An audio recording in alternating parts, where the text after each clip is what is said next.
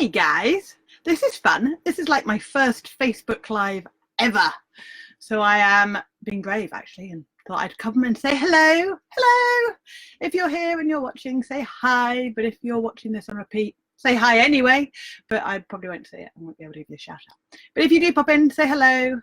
And yeah, there's a few of you popping in now. What I'm going to do is I'm going to run through a few questions that you guys have been asking. I'm going to give you a quick update on where we're at and what we've been doing the last couple of months and what we're doing in the next sort of 6 weeks or so, which is quite exciting. I am quite excited about all that. And then, yeah, but I'm going to start with a quick Mr. Wandering Bird update because lots of you have been asking how he's doing after his stint in hospital in July, August. It feels like a long time ago now, but I don't know where. I think it was beginning of August he ended up in hospital.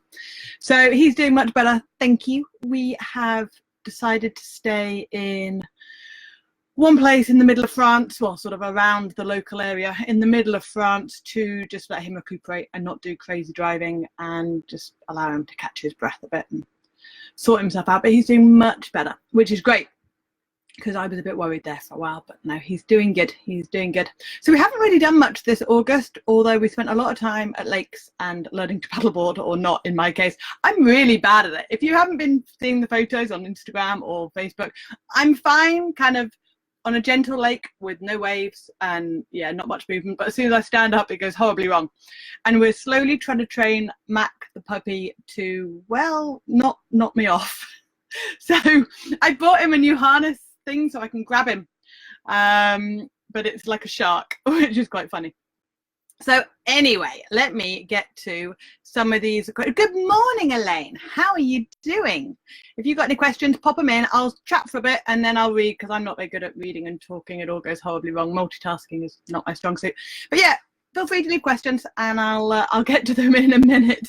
But I've got some here that people have left for me already, so I'm going to work my way through these. So first, and I haven't written down names of people who've left them, so apologies for that. If you recognize your question, then pop in and claim it as yours. First one I've got is, how easy is it to drive in Europe? So I don't know if you saw, but on YouTube last week-ish, I put the video of me driving the motorhome for the first time, which was hilarious and a little bit frightening and not as bad as I thought it was going to be, quite honestly. It's like driving a big bus. In Europe, I'm used to driving on the right hand side, so actually driving in Europe isn't a problem for me in terms of driving the motorhome, but it's not as bad as you think it is, I promise. I remember the first time I drove on the wrong side of the road and it just felt odd, and then obviously you hire a car and that steering wheel's on the wrong side and it feels odd, but the road system is set up for you to drive that way, if that makes sense. So all the signs are on that side, the roundabouts all have arrows telling you which way to go. It's not easy to get it wrong. Yes, it feels a bit odd, and the biggest thing is like the width of your vehicle, and you kind of naturally know when you drive in your home country sort of where you're positioned, which was another weird thing with driving the motorhome, because obviously it's so much wider than anything I'm used to have driven before. English isn't a strong point with me today, obviously. So, but just words will come out and things will happen. But yeah, it's a lot wider than you're used to. So you don't naturally know your references on, like, if you're too far over to the curb or too far in the middle of the road, or that took a while to kind of figure out. But actually driving in Europe is not as scary as you think it is. I promise. Just do it. Trust me. It's fine. It's fine. So how easy is it to find places to stay overnight in Europe? Pretty easy, honestly, and I find it a heck of a lot easier to motorhome. I'm guessing they mean with a motorhome, actually. I should probably have qualified that. Hotels are really easy, but motorhome parking I find much easier in Europe than I do in the UK, because the UK doesn't have airs, although they kind of have a similar equivalent, but that's a whole story for another time. So I find, and there's lots of stuff on the Wandering Bird website about Park for Night, which is an app that we use all the time, and you can use it on the website as well, and lots of other apps that will allow you to find motorhome parking. I find it much easier to have a motorhome over here and use a motorhome over here, because there's more places to stay and there's more places near like major towns or major cities where you can just sort of rock up and have your motorhome, which is fun. Elaine's just saying, so I'm clicking in after each question. Elaine's saying, I find driving on the continent so much more logical. You know what? And the nice thing I like is when I'm riding the motorbike, you can do the whole cool V's, because obviously in England you're on the wrong side and you can't take that hand. Well, you can take that hand off, but you can't take this hand off to wave at people because that's the hand that makes you go and stop. Whereas this hand you can take it off because it's your clutch and gears. And well, you know, if you don't ride a motorbike, you've got no idea what I'm talking about. But yeah, you can do this. You can be cool. Whereas in the UK, you're just having to nod like a sort of weird chicken. But yeah, ACSI I have just bought. Sorry, for anyone who is looking at the chat, ACSI is a card that you can buy which will give you discounted blimey, English is not working, discounted overnight stays if you're traveling outside of the school holidays. And normally, obviously, while Jade was under 18, we were traveling in the school holidays, and I have just bought my first ACSI card, which is quite exciting. I haven't used it yet. We haven't stayed on any ACSI campsites with it, although we have stayed on them without it in the middle of summer. So we are planning, in fact, we'll do the whole our plans for the next bit while I'm chatting now. We're going down to Croatia and Slovenia. And oh my goodness, I did not realise until I started planning this trip how stunning Slovenia is. And I'm finding all these places. And yeah, I'm not sure we're going to make it to Croatia, quite frankly, because we've only got 2 weeks. So I'm kind of trying to cram everything in and then figure out. My initial plan was sort of Slovenia and then Croatia and then maybe Montenegro and then perhaps a bit of Bosnia and sort of do a whole loop. And now I'm like, we might just stay over here and see. So who knows what's going to happen. But Slovenia, wild camping is illegal or forbidden. So although some people with vans who can sort of be stealth camp get away with it, motorhomes I don't think are going to get away with it. And there are park rangers and things who go around and knock on the window at 3 o'clock in the morning and either fine you. People have been fined. Somebody told me they'd been fined €100 per person for staying overnight in a motorhome in the national park in Slovenia, the one on the west bit near Italy, and I can't remember what the name is called. But yeah, apparently the ranger fined them like €100 a person, which is quite expensive. So yeah, I don't think we're going to try and get away with wild camping in Slovenia. I need to find out the rules on Croatia, actually. If you know it, drop it up. But I don't know whether you can wild camp in Croatia or not, and you need to do that. I'm in the middle. We don't leave until the first week in October. So I've got like 3 weeks where I'm slowly sort of planning places I want to see. We don't plan where we're going to stay until we're kind of there-ish. We plan places I want to see, and I put it all on a Google map. If you have access to the Google Maps that we've done, which you can find on the website, and there's links to the maps, and you can see places that I'm sort of plotting in and places that I'm hopefully going to go see. I don't think we're going to get time to do all of it, and a lot of it's going to depend on the weather as well. So I'm hoping October is going to be lovely, but apparently there's snow already in Switzerland, somebody was saying. So that's another thing I need to look at, is the route, because we are not wearing snow tires. That sounds weird. We're not wearing snow tires ever, but you know what I mean. We don't have snow tires fitted on the motorhome, but we do carry snow chains all the time. Now, obviously, in the mountainous regions in Europe, there are certain areas where they insist that you have snow tires within certain dates, and it's normally kind of mid to late October till end of March-ish. If you want to know the exact dates, if you go onto the Wandering Bird website and type in snow tires, there is a page that I've done which links to what you need to have where.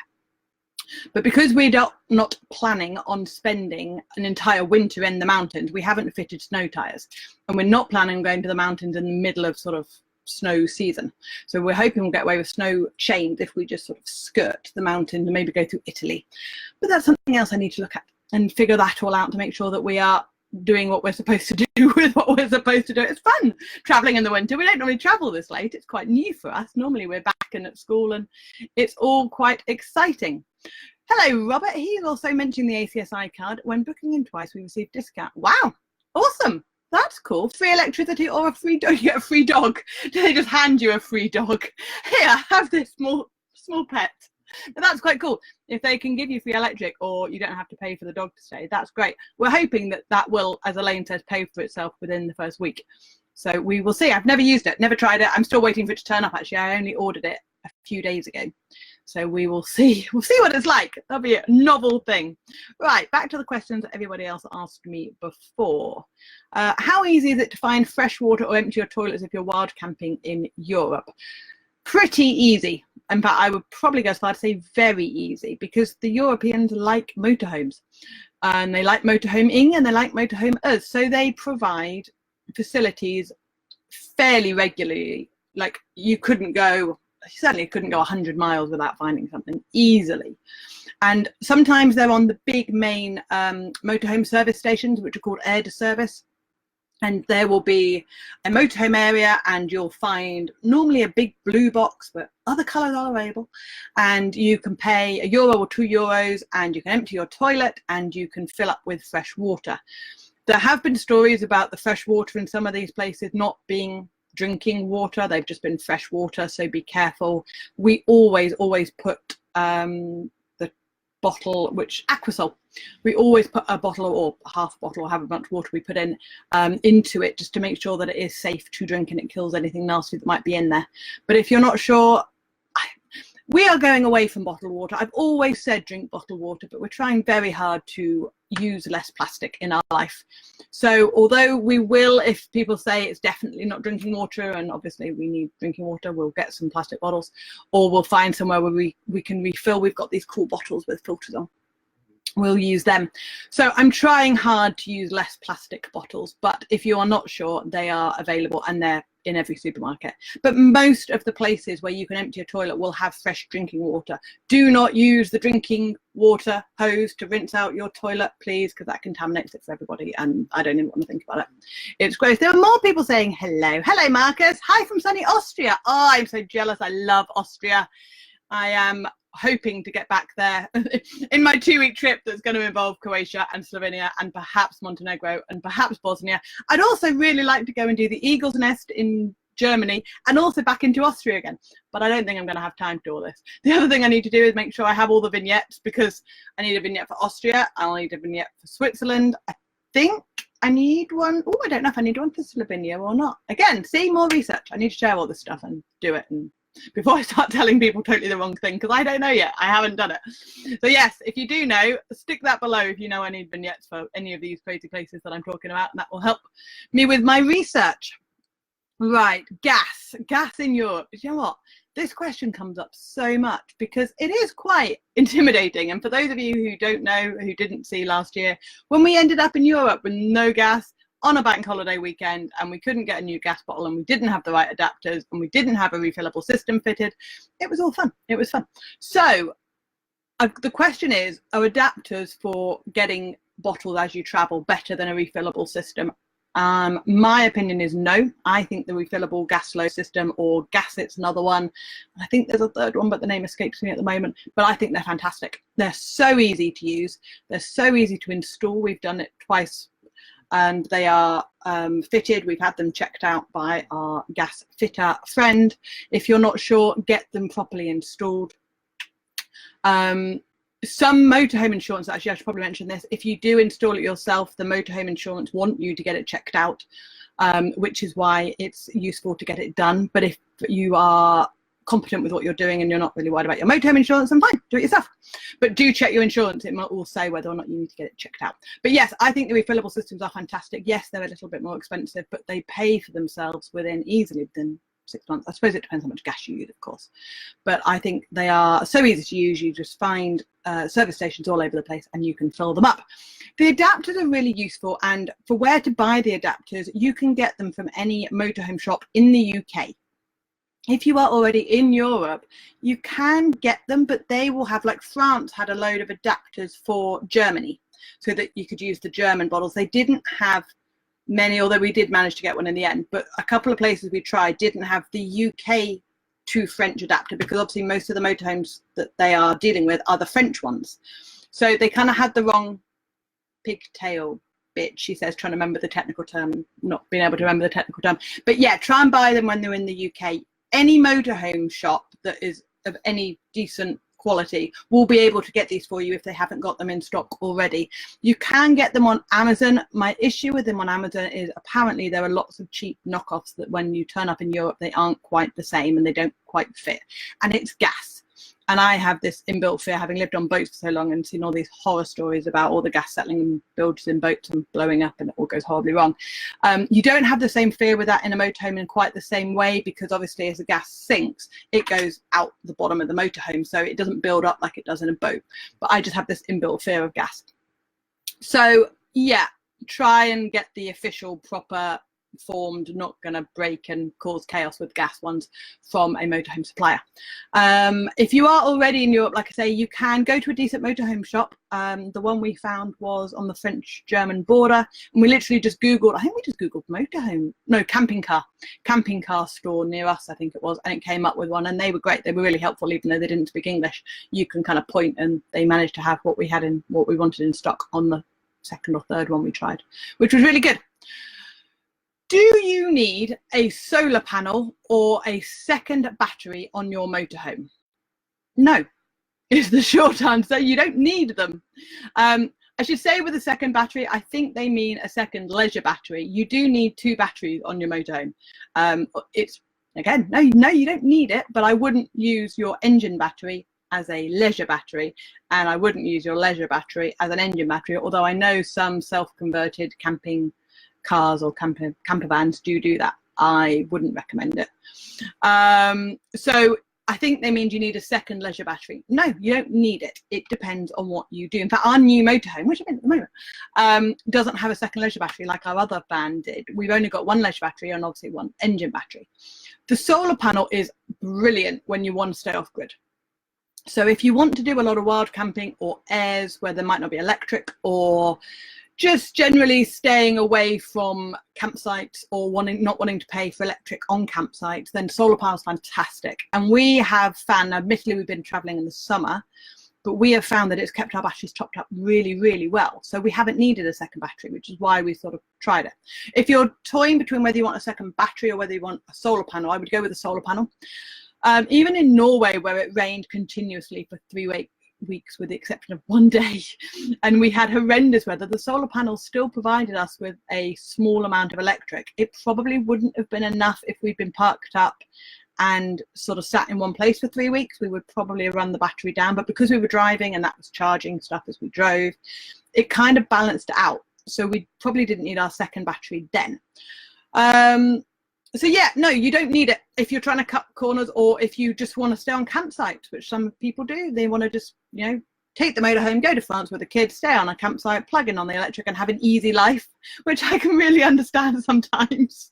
It sounds so appealing with a pool and a bar, and it just sounds amazing. If that's what you want to do with your motorhome, no, you don't need a solar panel. Save your money.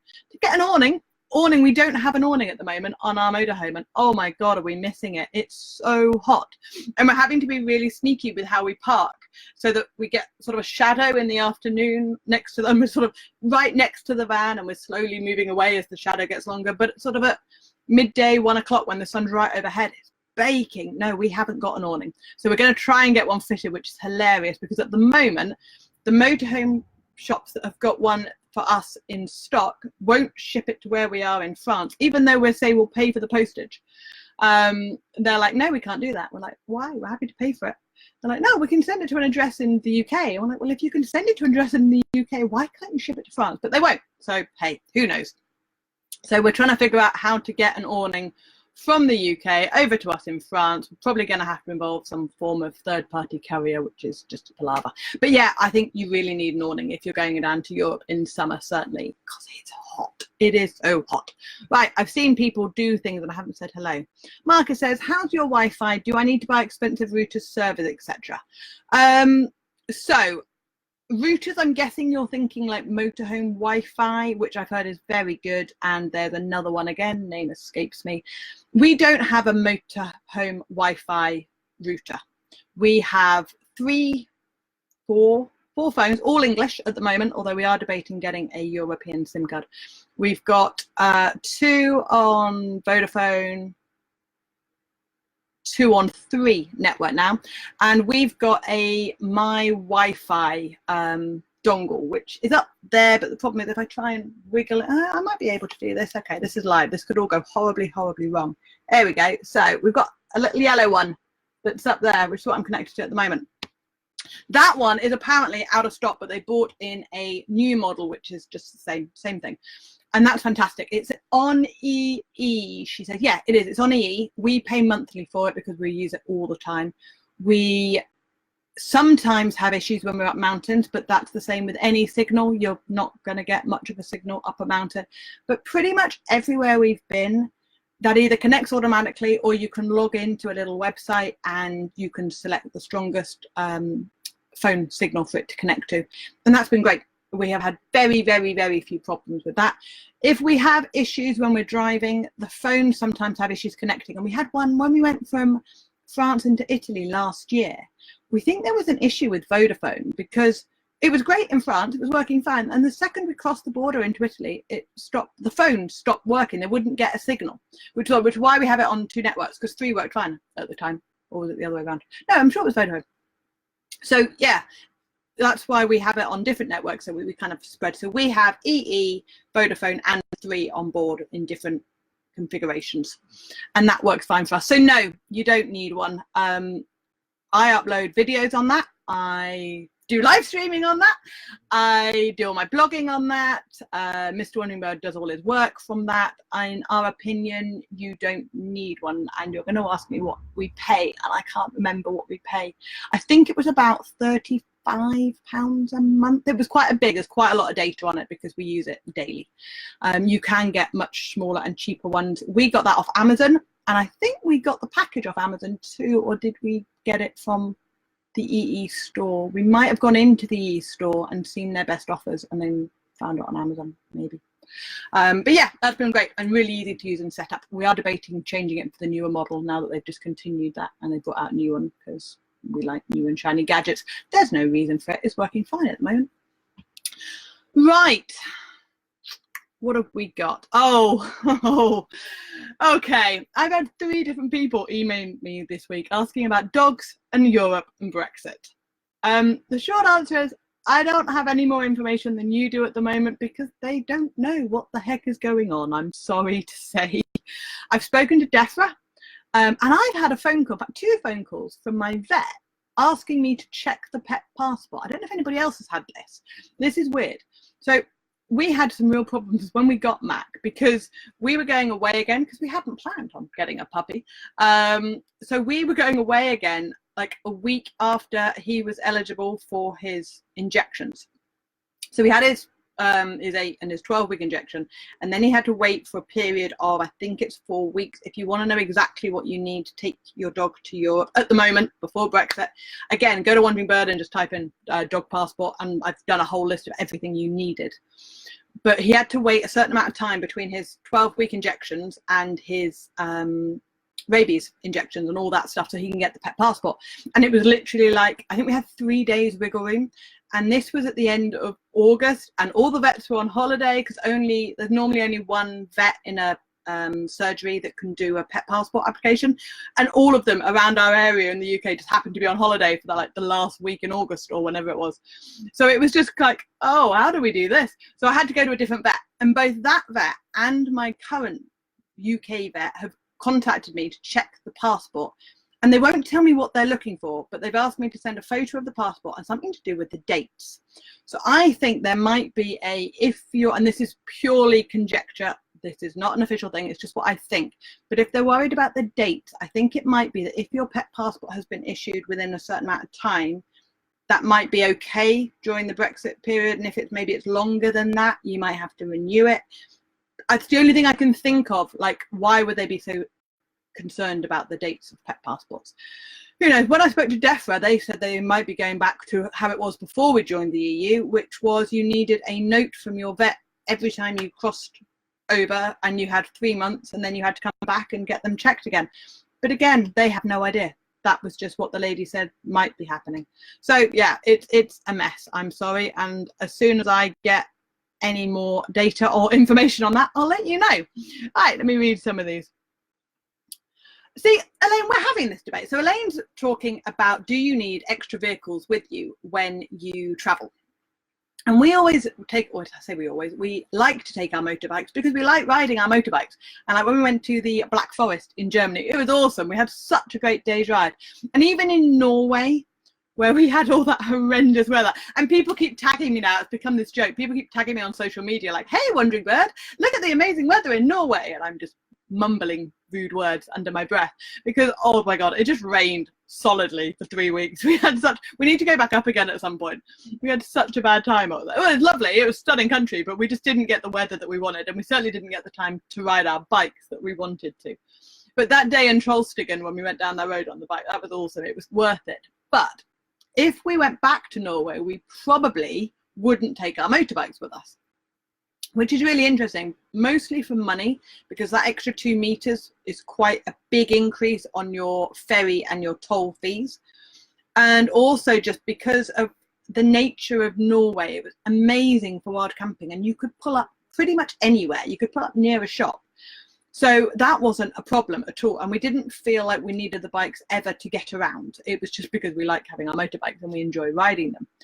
The only time we've really needed them, funny enough, was in Italy, because again, Italy, which I think would be a bit like how Slovenia is you can't wild camp, and you can't just pull up your motorhome and park somewhere and go wander into a town and stuff.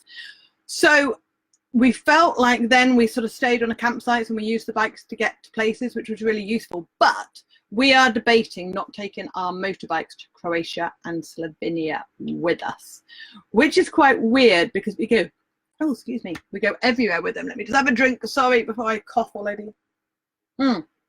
So yes, we're debating doing that. We haven't decided. So we don't have push bikes. We just have the motorbikes, and we have a puppy. So maybe he can pull us wherever we need to go. I don't know. We'll see. We'll see if that's how it works out. Let me catch up on these. Hi, Lynn. You missed some of the video. That's fine. Not a problem. You can catch me rambling all over again. I think this stays. I've never done a Facebook Live before. This is new to me. Hi. But yeah, I think this stays live, so you can watch the replay from the beginning. Like when I stop, I think it comes up in the Facebook group. But I'm also going to pop it on YouTube, and I'll probably pop it on the main Wandering Bird Facebook page as well. So yeah, you'll find it at some point. I'll put a link to it. But yes, you can watch it from the beginning, not a problem at all. If you are watching this on catch up, this is happening live in the Wandering Bird Facebook group, which is called Wandering Bird Motorhome Camper and Road Trip Adventure Group. It's a group solely for people who are on my email list. Hello, all lovely people on my email list. So if you want to get on it, come find it. I'll put a link. Actually, if you're watching this on YouTube, I'll put a link in so you can click on it, and you can just add your email address, and you'll be added to our mailing list, and you can find out all about our adventures and when videos come out and when blog posts come out, although I've been really bad at doing that. So if you're watching this, like, I haven't had an email from you for a while. Yeah, I'm sorry. I kind of keep forgetting to email people. I'll do like a massive one, like, hey, in August and September, this is all what I did. Because there's quite a few new posts on there at the moment. So yeah, I will try and catch up and email you so that you know what I've been up to and how it's going. Hi, Alan from sunny Cork. I've never been to Cork. I imagine that it's gorgeous. Do you know what? We haven't really done much of Ireland. We did 2 days in Northern Ireland, which was awesome, but it was like a whistle stop. Hey, let's do everything. And then I got sidetracked by the Titanic Museum. I spent way too much time there, but that was epic. I really enjoyed that. And then we went to Dublin, which was amazing. We saw some friends in Dublin, but I've not seen anything else in Ireland. We really do need to do that. I need to figure out a way of getting the motorhome back and doing Ireland. And I really want to do North Wales. I've got friends of mine in North Wales at the moment, and they keep posting photos, and I'm very jealous. And I really want to do the zip line, that massive zip line. And I want to do the Mac Loop. Oh, there's so many places in the UK we need to go back and do. Oh, time to do all these things. Haven't got time. Right, I think I've answered all of the questions I got. If you guys have got any other questions for me, pop them in. But if not, I'm going to probably say hi and bye. But I haven't had breakfast yet. What time is it over here? It's 12 o'clock. It's 12 o'clock over here at the moment. And I haven't had any breakfast. So I think I might go find don't know what we've got. Croissant maybe? Oh, I like croissants. It's a problem. Yeah, but I went for a run with the dog this morning, so I feel like I can have a croissant.